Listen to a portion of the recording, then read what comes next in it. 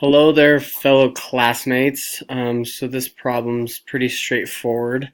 It says Splish Brother Incorporated issues 9,300 shares of 102 par value preferred stock for cash at $114. So our first thing is we're going to enter in our accounts, and our first one is cash. Below that, it'll be preferred stock. I think it's important. When I was going through the problem, I put common stock instead of preferred stock, so it's important that you pay attention to that.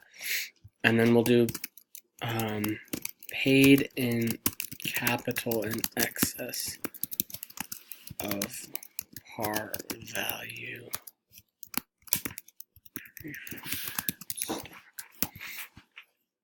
So we'll wait to do the cash one because we'll need to figure out what the paid in capital credit is.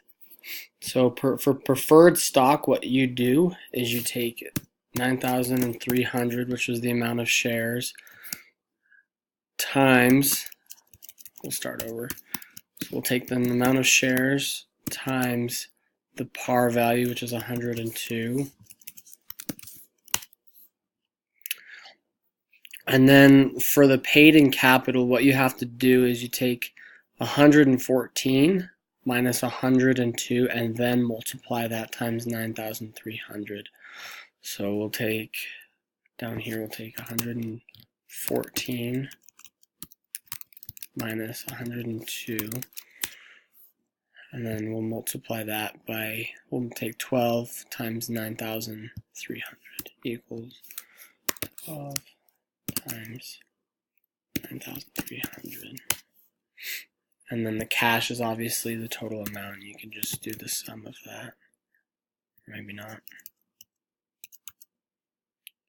We'll just do... I've been having problems with my equations in Excel. And so your answer will be 1,980,900. If you guys have any questions, let me know. I think it's a pretty straightforward problem, but if you guys have any questions, let me know.